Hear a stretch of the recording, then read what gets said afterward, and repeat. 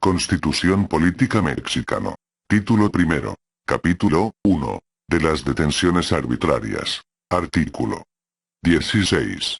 Nadie puede ser molestado en su persona, familia, domicilio, papeles o posesiones, sino en virtud de mandamiento escrito de la autoridad competente, que funde y motive la causa legal del procedimiento. En los juicios y procedimientos seguidos en forma de juicio en los que se establezca como regla la oralidad, bastará con que quede constancia de ellos en cualquier medio que dé certeza de su contenido y del cumplimiento de lo previsto en este párrafo. Toda persona tiene derecho a la protección de sus datos personales, al acceso, rectificación y cancelación de los mismos, así como a manifestar su oposición, en los términos que fije la ley, la cual establecerá los supuestos de excepción a los principios que rijan el tratamiento de datos, por razones de seguridad nacional, disposiciones de orden público, seguridad y salud públicas o para proteger los derechos de terceros. No podrá librarse orden de aprehensión sino por la autoridad judicial y sin que preceda denuncia o querella de un hecho que la ley señale como delito, sancionado con pena privativa de libertad y obren datos que establezcan que se ha cometido ese hecho y que exista la probabilidad de que el indiciado lo cometió o participó en su comisión. La autoridad que ejecute una orden judicial de aprehensión, deberá poner al inculpado a disposición del juez, sin dilación alguna y bajo su más estricta responsabilidad. La contravención a lo anterior será sancionada por la ley penal.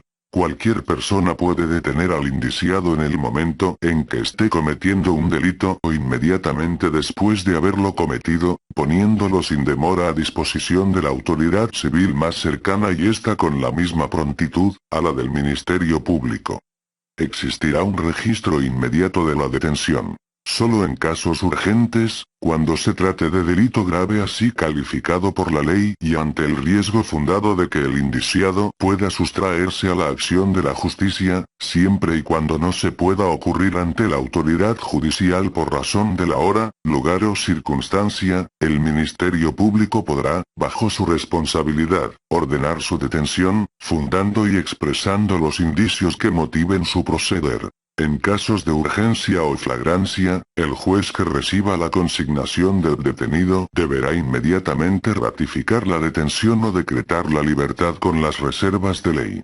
La autoridad judicial, a petición del Ministerio Público y tratándose de delitos de delincuencia organizada, podrá decretar el arraigo de una persona, con las modalidades de lugar y tiempo que la ley señale, sin que pueda exceder de 40 días, siempre que sea necesario para el éxito de la investigación, la protección de personas o bienes jurídicos, o cuando exista riesgo fundado de que el inculpado se sustraiga a la acción de la justicia.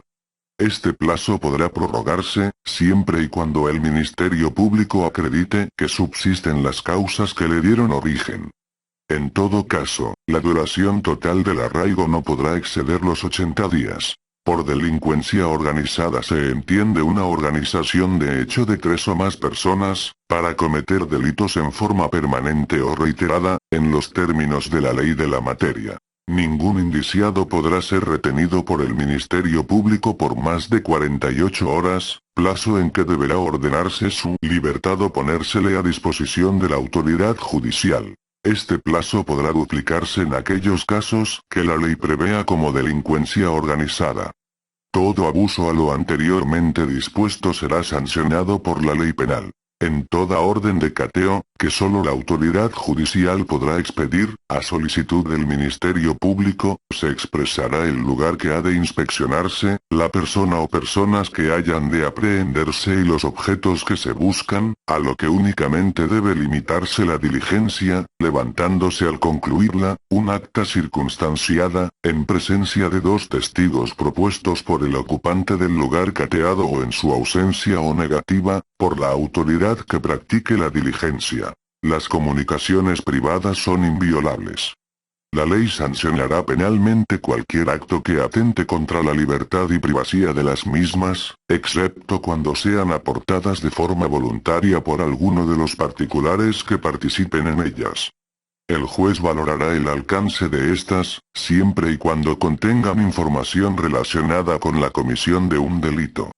En ningún caso se admitirán comunicaciones que violen el deber de confidencialidad que establezca la ley. Exclusivamente la autoridad judicial federal, a petición de la autoridad federal que faculte la ley o del titular del Ministerio Público de la entidad federativa correspondiente, podrá autorizar la intervención de cualquier comunicación privada. Para ello, la autoridad competente deberá fundar y motivar las causas legales de la solicitud, expresando además, el tipo de intervención, los sujetos de la misma y su duración. La autoridad judicial federal no podrá otorgar estas autorizaciones cuando se trate de materias de carácter electoral, fiscal, mercantil, civil, laboral o administrativo, ni en el caso de las comunicaciones del detenido con su defensor. Los poderes judiciales contarán con jueces de control que resolverán, en forma inmediata, y por cualquier medio, las solicitudes de medidas cautelares, providencias precautorias y técnicas de investigación de la autoridad, que requieran control judicial, garantizando los derechos de los indiciados y de las víctimas u ofendidos. Deberá existir un registro fehaciente de todas las comunicaciones entre jueces y Ministerio Público y demás autoridades competentes. Las intervenciones autorizadas se ajustarán a los requisitos y límites previstos en las leyes. Los resultados de las intervenciones que no cumplan con estos, carecerán de todo valor probatorio. La autoridad administrativa podrá practicar visitas domiciliarias únicamente para cerciorarse de que se han cumplido los reglamentos sanitarios y de policía, y exigir la exhibición de los libros y papeles indispensables para comprobar que se han acatado las disposiciones fiscales, sujetándose en estos casos, a las leyes respectivas y a las formalidades prescritas para los cateos. La correspondencia que bajo cubierta circule por las estafetas estará libre de todo registro, y su violación será penada por la ley. En tiempo de paz ningún miembro del ejército podrá alojarse en casa particular contra la voluntad del dueño, ni imponer prestación alguna. En tiempo de guerra los militares podrán exigir alojamiento, bagajes, alimentos y otras prestaciones, en los términos que establezca la ley marcial correspondiente.